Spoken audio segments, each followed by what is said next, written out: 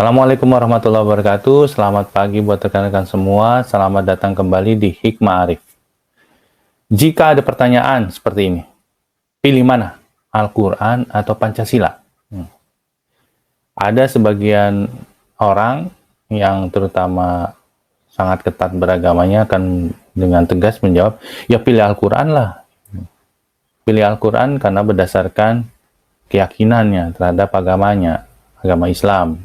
Yang sama dengan saya, agamanya adalah agama Islam.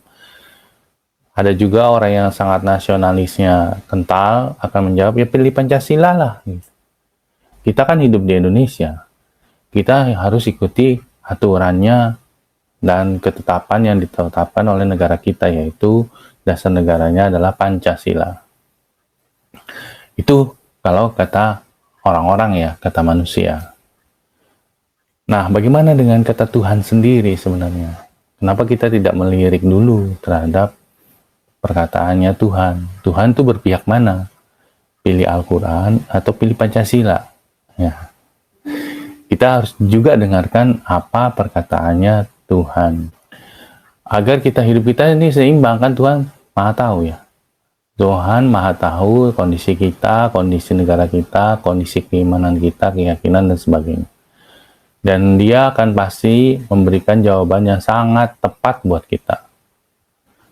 Mari kita lihat di surat Ali Imran, surat ketiga ayat 112. A'udzubillahi minasyaitonirrajim. Bismillahirrahmanirrahim. Duribat 'alaihimuz zillah aynama suqifu illa bihablim minallah wa hablim minan nas.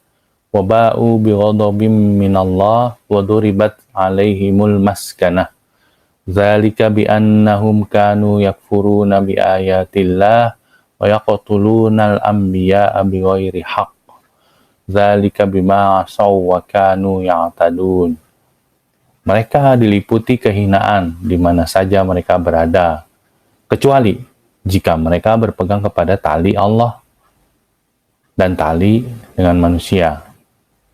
Dan mereka kembali mendapat kemurkaan dari Allah, dan mereka diliputi kerendahan.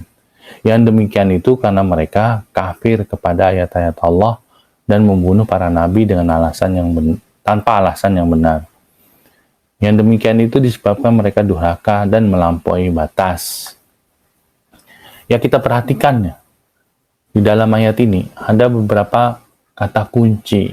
Sekali lagi untuk memahami suatu ayat, kita lihat nih kata-kata kuncinya. Duribat alaihimuz zillah. Mereka diliputi kehinaan. Kata kunci yang berikutnya, hablum minallah, itu artinya tali dari Allah. Hablum minannas, itu adalah tali dari manusia. Waba'u bighadabim minallah. Mereka akan mendapat kembali kemurkaan dari Allah. Yakfuruna bi ayatillah. Kafir terhadap ayat-ayat Allah. Bima sawwakanu ya'tadun, karena mereka durhaka dan melampaui batas. Ya, cukup banyak ya kata kuncinya. Jadi intinya begini. Mereka itu akan diliputi kehinaan di mana saja mereka berada. Tidak hanya di negara Indonesia. Wah, di negara manapun mereka akan diliputi kehinaan jika tidak ya, berpegang kepada dua tali, yaitu talinya dari Allah dan juga talinya dari manusia. Ini pakai kata dan ya. Itu wawunya waw atof yang artinya dan. Jadi harus bersamaan. Jadi kalau kita mengabaikan salah satu, maka kita tetap diliputi kehinaan, yaitu kata Allah. Jadi harus dua-duanya. Tidak boleh kita hanya berpegang pada talinya Allah aja, atau berpegang hanya kepada talinya manusia aja. Inilah keseimbangan. Jadi kita pegang dua-duanya, tali dari Allah dan juga tali dari manusia. Kalau tidak begitu, sekali lagi Allah ketegaskan kedua kalinya, mereka akan mendapatkan kemurkaan dari Allah dan diliputi kerendahan. Ditegaskan lagi, kalau nggak dua-duanya dipegang, tali dari Allah dan juga tali dari manusia, itu mereka kafir terhadap ayat Allah sendiri. Kenapa begitu ya? Karena mereka melampaui batas. Nah, kalau melampaui batas berarti dia terlalu ekstrim ke kiri atau ekstrim ke kanan, melampaui batas.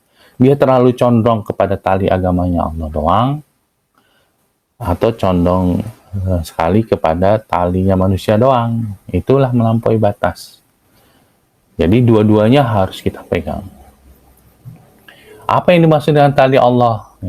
Ini jelas dikatakan hablum minallah. Tali dari Allah. Tali dari Allah itu ya berupa wahyu dari Allah. Di antaranya adalah Al-Quran. Kalau tali dari manusia apa? Ya hablum minanas.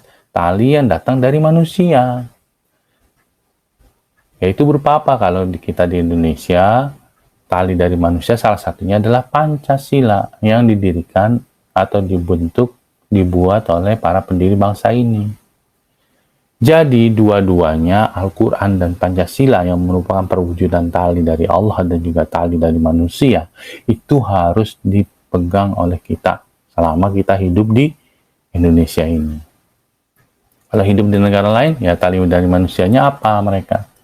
Sesuai dengan ideologi, sesuai dengan peraturan undang-undang mereka di sana.